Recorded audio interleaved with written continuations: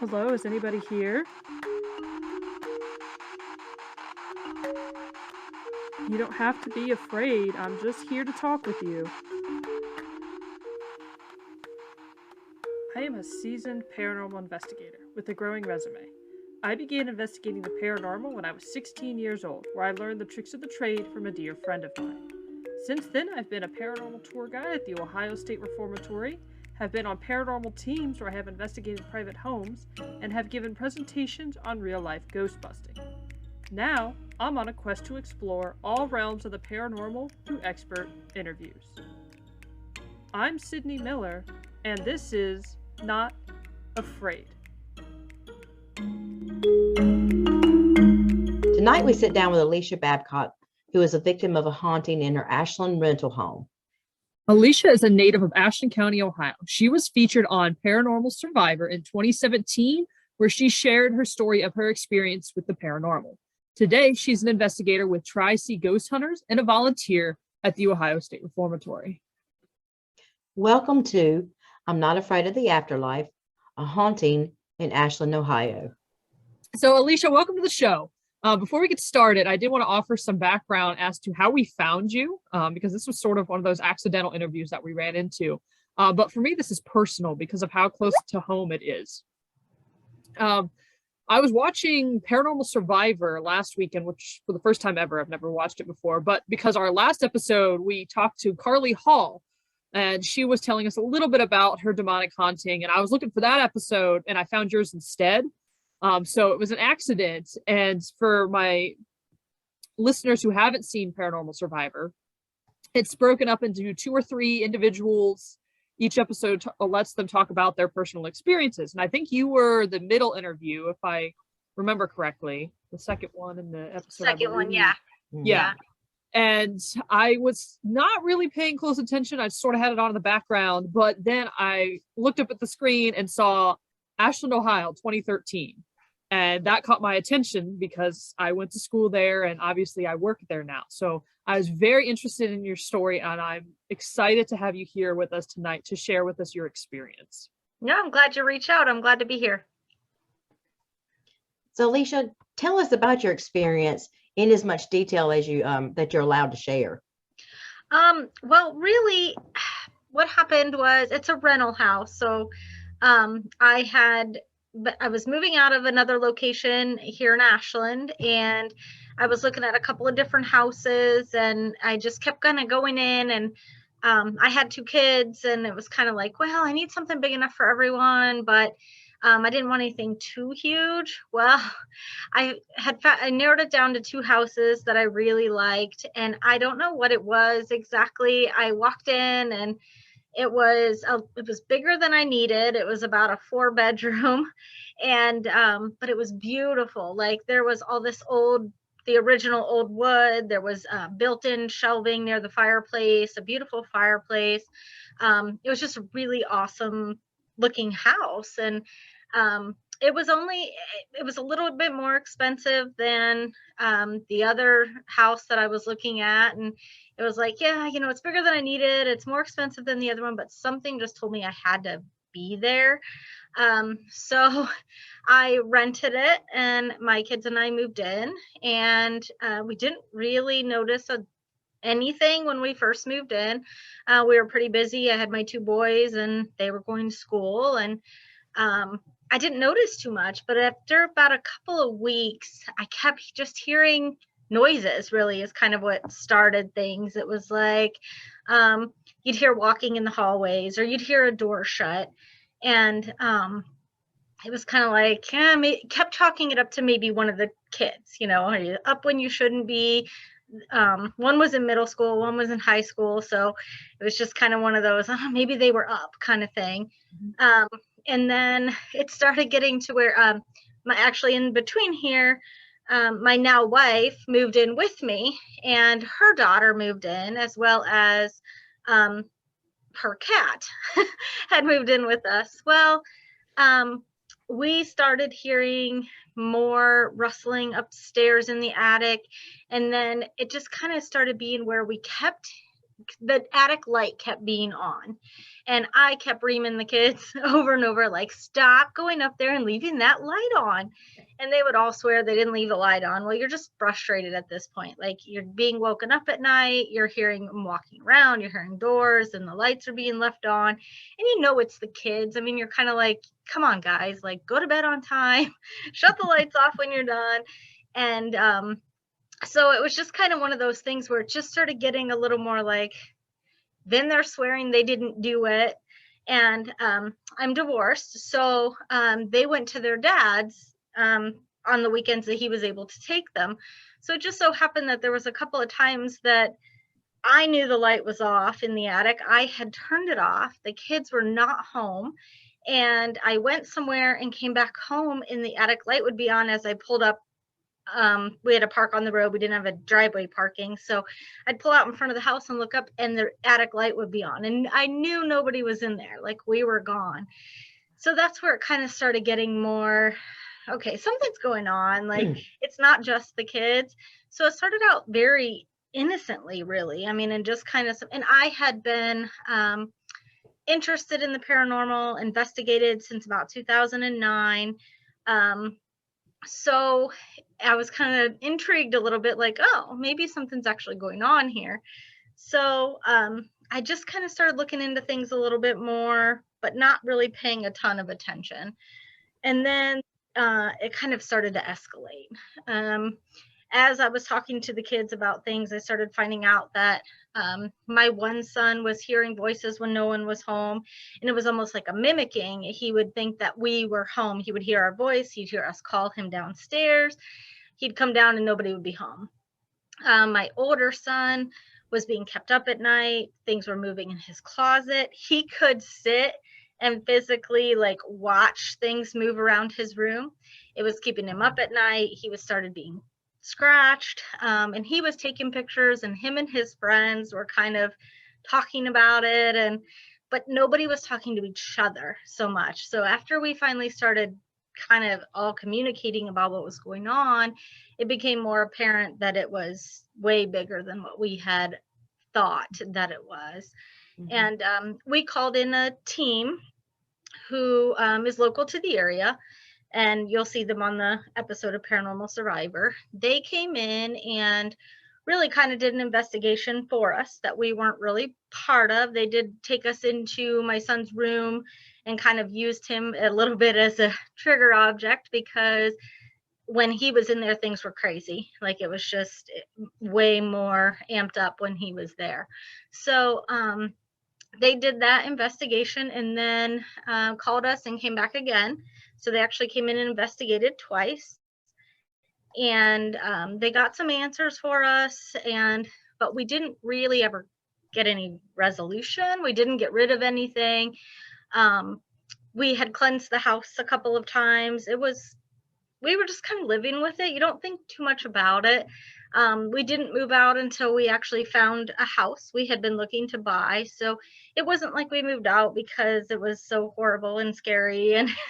But it was one of those things that as you're living it, you don't even realize how much was really going on until you kind of go back and watch some of the footage and some of the things that you saw, and really start talking to people about what was going on when you were living there.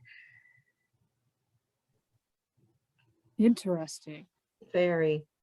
So when did you first notice activity in the home? Was it right away when you moved in? Was it after you had been living there for a while? I know you said you thought it was the kids at first, but when did you start to notice? It was how far probably 5 or 6 months in that I really started realizing exactly what it was. I was actually laying in my bed, and I was talking on the phone, and all of a sudden my mirror, it was one of those full-length mirrors that had been there for months. It was tilted against the wall, but it was tilted with the top of the mirror like leaning back up against the wall. And all of a sudden it shot forward, and all of the glass literally blew out of it. Like, it didn't break when it hit the floor. It shot out of there as it was going down, and the glass hit my dresser on the other side of the room. And I look up, and right about the time I looked up, this shadow that was floor to ceiling just quickly like went by against the wall and a little bit on my ceiling and out my bedroom door. And it was like, okay. So I get up to go see the mirror thinking, okay, it had to have just fallen over, and turn all the lights on, and the glass had shot out, hit the dresser on the other side of the room. You pick up the mirror and the whole middle was out of the mirror.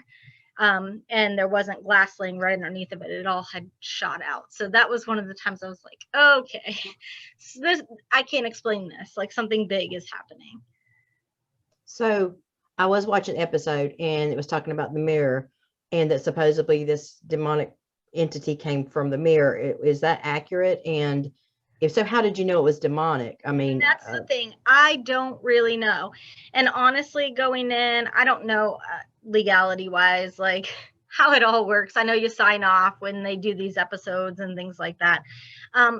Just like anything else, they've got to take your entire story of, 3 or 4 years of living somewhere and condense it down to a half of a show.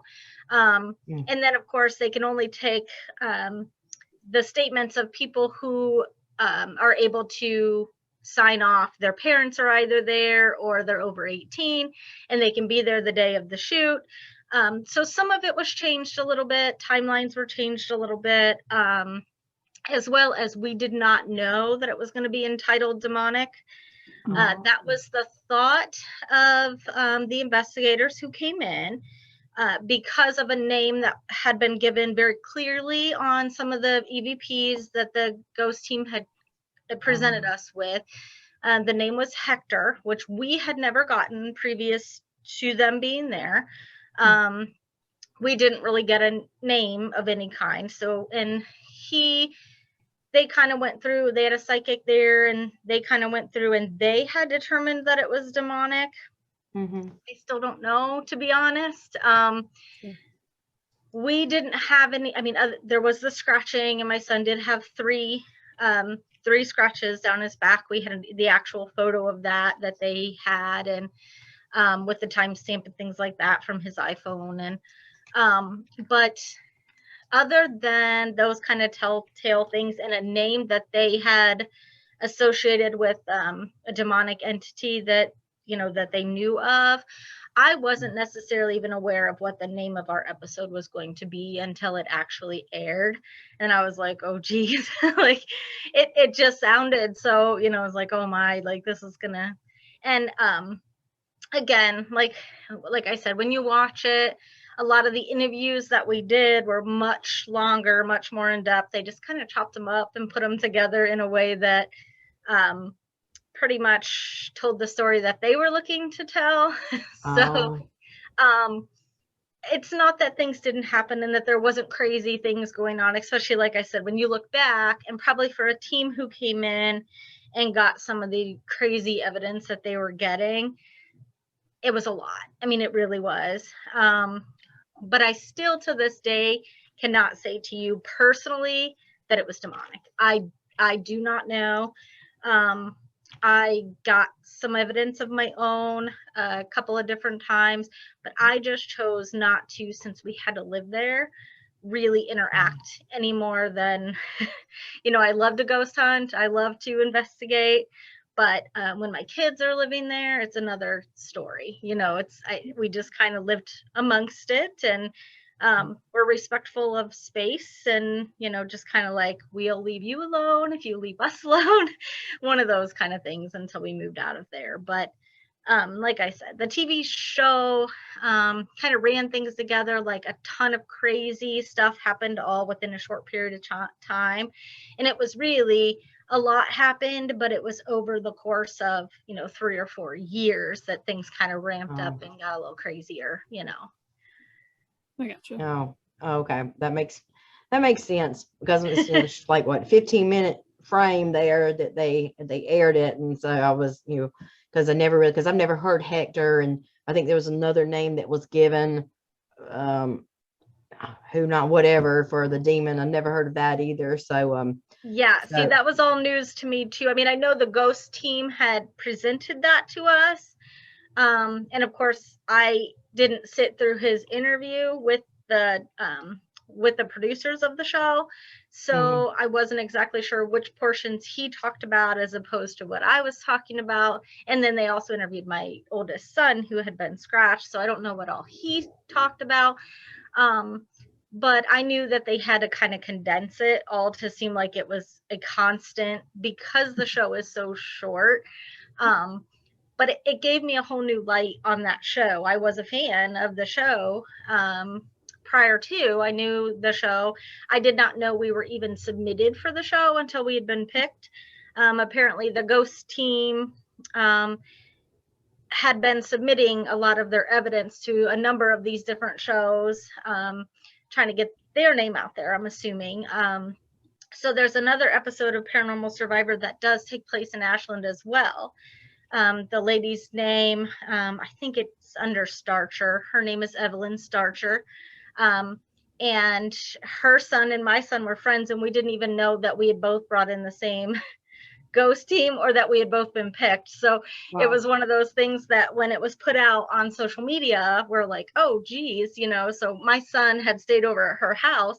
So we each knew about the things that were going on in each other's houses, but we didn't know that either of us had called in for someone to come in and kind of help us with it. So that was kind of a neat thing. But her episode, I think, is the one like right before mine.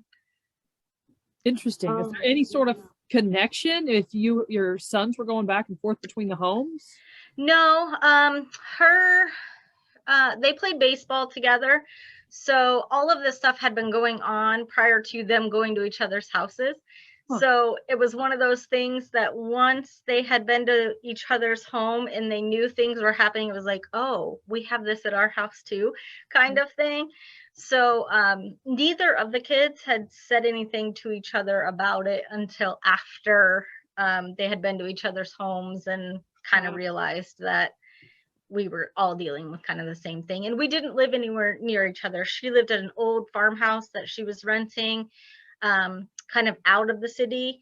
And then the house I was renting was very closed in, close to other houses right in town. So never know where it's going to happen. Yeah, it's crazy. You just don't have any clue. So was this your first paranormal experience, or if not, what was your very first paranormal experience? It wasn't. Like I said, I had been investigating, so searching it out since about 2009. Back then, one of the Mansfield businesses used to do ghost hunts that don't anymore. It's called the Bisman Building. I had paid and went on a couple of those tours to kind of go in, and was obsessed with the Reformatory. So I had paid to be in there. I absolutely loved it.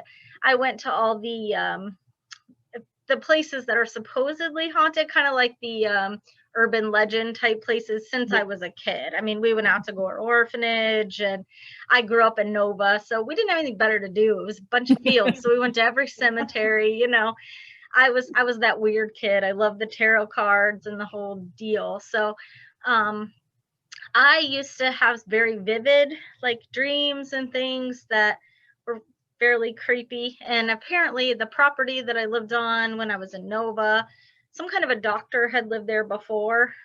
So we used to go in the woods and, try to figure out who was out there. And of course, back then we didn't think anything of it, but my mom had gotten me a Ouija board when I was a kid. So we took it to the woods. It was one of those things. So we did find a bunch of old medicine bottles and all kinds of things from the person who had lived there many, many years ago.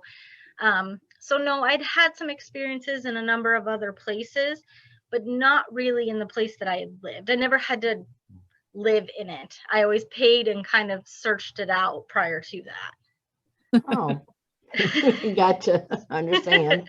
Totally. So, basically then the haunting there at the previous home, nothing was ever resolved from it. No. And I often go by the house and think, you can see it from a more main road, or you can drive down the road that it's on and actually drive in front of it. But I'll drive by and go, I wonder if anybody else is experiencing, because it didn't come with us for sure. that's not in the home that we're in now. My son has since grown up, moved out on his own. He lives in an apartment. He doesn't have any issues. So, I mean, my only thought is it has to be with the property. We were unable to find, and I actually did call the Historical Society at the time and to see if we can find out any information, because I couldn't find any historical information on the property other than that there was at one time like a big factory in that area, not right where it sat, but they owned the land. And there was some kind of a fire at some point, but I didn't find any information about deaths or anything that would have kind of warranted what we had going on. But as far as I know, nothing was ever done, unless, of course, there's been a couple of people in and out of there after we had left, which kind of seemed to be the case before I moved in. It was kind of people in and out quite often, but that's par for the course with rentals in a small town. They rent for a while and either move to something that fits their family better, move out of town, or they buy eventually, which is exactly what I was doing. I was renting until I could find a home that I wanted to purchase. So that's kind of where we landed. But we do know who's in the house. My one son knows the boy, but they were already kind of older and not in the same classes. They weren't great friends, so he never really brought anything up, and he never asked. So So you don't know if any activity is still going on? Oh, okay. Nope, we have no idea. But I do know prior to us, I actually just by chance ran into someone who had lived there. And then when I went to purchase the house that I live in now, one of the ladies who helped us find our home, and she was our realtor, her husband actually grew up in that house. And really? I talked to the person that I had ran into at one of our local establishments, and we just started talking. He's just like, oh, you live over on, the street. He's like, I lived in a house over there. So he started kind of giving me the area where he lived. And I was like, so I gave him the address, and he was like, yeah. I said, oh, that's the house I live in. He goes, well, I got to ask you, do you notice strange things? I was like, we sure do. So his was more about the smells and things like that. There was like some smells of lavender, and you would just walk through and you would get these different and it seemed like that different people who lived in the house at different times noticed some of the same things that we were noticing, but they also had additional things that we never experienced or noticed. So I don't know that 100% of what was there at the same time that we was the same, but there's always been some kind of activity from everyone we've ever talked to. Oh, wow. That's interesting. It almost always seems like it comes with either like an object or the family or like somebody's mental condition, and it never seems like it's ever the house. Yeah. And see, that's why I started looking at the land and thinking, like what was here before, as well as we were a little obsessed at the time with going picking and kind of finding antique things. And I thought, oh, geez, what did we bring in? But everything that we had at the home, we left with. So, and it didn't come with us. So I'm assuming that it wasn't anything that we had picked up. But of course, you never know. I mean, we don't know where it came from, and we couldn't find any history. And of course, the team who came in didn't seem to be able to find any actual history on the land either. So, or deaths or anything that was substantial that we could really kind of sink our teeth into and figure out what might be going on. But you didn't have any sort of cleansing or blessing of the home in any way? No, well, I have a friend who's a psychic. And a couple of different times, but this was even prior to the ghost teams coming in. She did do a blessing with us. We had walked through the home. We had, cleansed. We had saged. We had done a couple of different types of ceremonies as we went through. And it seemed to just continuously escalate for a while, and then it just kind of slowed down. We weren't noticing as much, and then of course we found our home and we were busy packing and moving, and so it was just one of those things that there was truly no resolution. Like we couldn't pinpoint what it was or where it came from, and we moved on. And I know that the show kind of made it seem like we were so afraid we just had to take off, which I tried to put it into perspective as best I could, but it kind of got cut. That isn't why we left the home. We did get things to calm down while we were there through a few of the things that we did, as well as just not antagonizing. Stopped calling in ghost teams, stopped asking questions and trying to catch things. It just seemed like the more you interacted, the more things ramped up.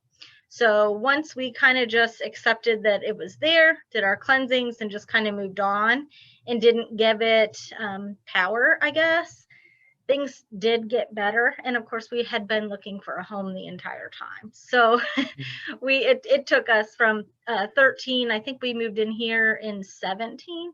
So, it was almost 4 years that we lived there that, if we were scared, it wouldn't have been, or that scared, it wouldn't have been quite that long. Right. Yeah. Not like it kind of made out on the show. Exactly. Yeah. You wouldn't be able to tolerate it quite for that long.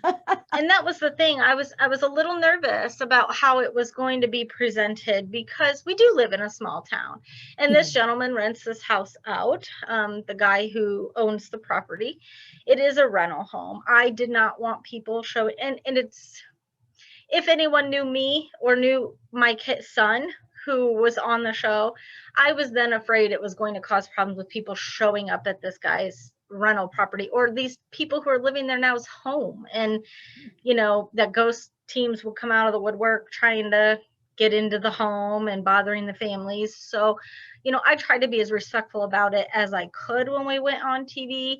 So I was a little disappointed when I saw the episode, because some of what I said was pieced together, and it wasn't really what I said. It was put together to sound a little, I said them all. I said all of the things, but not necessarily in the same sentence that they put together. Gotcha. Typical TV. So, Typical exactly. TV, So yes. You now, as a paranormal investigator, how did that experience in that home affect your belief in the paranormal? Did it change in any way, or did it help you as an investigator? It really did. It basically, I don't want to say that it put me in a space where I'm just kind of yeah, it's here, it's going to happen. But I'm more relaxed when I go into a place, because I know what the people have to live with once you've been there. Yeah, it's exciting to go in. It's exciting for us to get evidence. Of course, we want to show our peers within the communities of paranormal investigators and people who just absolutely love this stuff as much as we do. We want to get the most convincing, the best, the clearest evidence. This has put me in a position where I think more about who's living there, and if there's people living there, and if not, I start kind of thinking about, are these things happening because we're here? Are we making the energy more? When you get these places, even like the reformatory, or some of these schoolhouses and asylums and stuff that we go to, I believe that oftentimes things will ramp up because they know you're coming. And some people antagonize and say things and do things that are disrespectful to the property or to the spirits that reside there. So I've become more cognizant about the way that I investigate and what the repercussions are once I've left. Yeah. You've got that personal view because it happened to you, and so you tend to be a little bit more sympathetic for those that are in the situation. Yes. Because you've been through it yourself. Yes. And as well as which bits of evidence that I want to share outside of with than with just the people who are there when it happens, as well as the family if you've been called in. I wish I had known kind of everything that was going to be put out there. Not that I would have said no necessarily, but you do get blindsided by people sometimes when they're like, whoa, so, were you guys doing this? Were you guys? And it's like, okay, no, this isn't exactly what they made it out to be either. Then you've got to kind of set the boundaries of what really happened as opposed to what, the TV world wants people to think is happening. Exactly. Yeah, very good. So what protection, if any, do you use when investigating? I'm sorry. What protection, if any, do you use when investigating? I have a couple of different things that I do. Initially, before I go in, I set my intentions of kind of what my goal is when I go in and what I'm going to allow when it comes to spirits affecting me. I make sure that they know that nothing is coming home with me, that I don't, if I want them to touch me, I will ask them, but initially going in, it's you can't touch me. I won't, and I go in respectful. And then again, when I leave, I make sure that I am very respectful when I leave, and I let them know that I'm going home. Nothing is able to attach to me or come home with me. Just set clear boundaries, and oftentimes do that actually audibly, so that I've put it out there that this is, you can't touch me, you can't come with me. And whether or not it helps, I don't know. I feel better about it. I've not brought anything home that I know of, so that's just kind of the way I do it. Interesting. I don't usually ask that question, but I figured since you are somebody that's had a personal experience that's been in your home, you might be a little bit more cautious than maybe the rest of us who have never been in that position, or perhaps might be more susceptible to something attaching itself to you and coming home with you since you've had that experience. And I actually have done some more research since then, because I've heard the same thing, that once you've had something either attached to you or kind of residing in your space, that maybe you're more susceptible to those types of things happening. And I have not had any other major experiences up to this point, but I do volunteer at the reformatory, so I'm in and out of the reformatory quite often. But like I said, before I go in, I stop at that front door every single time and I say, hey, I'm back to visit, like, don't touch me, and I'll be respectful to you, you be respectful to me, I'm coming in. Like, I feel like they know I'm coming anyway, so I might as well just let them know that, hey, I want to get evidence, but I'm not going to mess with you, kind of thing. Right. Well, the tension is everything. Totally. That, and just speaking it out loud, putting it out there, that helps a whole lot. So yeah. Well, is there anything else that you would like for our listeners to know? No, I don't think so. I wasn't quite sure what to expect coming on. I was excited that you guys gave me a call. I was shocked that that's actually how you found me after all this time. So I'm glad to get to put the story out there. I do want people to know that this stuff does happen, and sometimes things are pretty scary and there's quite a bit going on, but then also, that oftentimes, like, it's just somebody who needs to be heard. And I still do not know that was not demonic. I still, till this day, if I'm asked, there was something there, but I didn't think it reached that level from my experience. And that's just literally my experience. Maybe I'm wrong, but you never know. You just have to kind of go with your gut. That's right. That's right. So it's all for TV. Well, Alicia, we are quickly running out of time here, but we want to thank you very much for agreeing to come on the show. It's a very interesting story, and I'm glad we cleared up some of the actual story from obviously what TV told as well. Yes. No, I appreciate you guys reaching out to me. I was glad to be here. Thank you. Thank you. It was so nice to meet you. You as well. You stay Have a great safe. night. You too. You too. You too. Bye. Bye. Thank you for tuning in. Don't forget to rate and review us on your favorite streaming service. I'm Sydney Miller, and this was Not Afraid.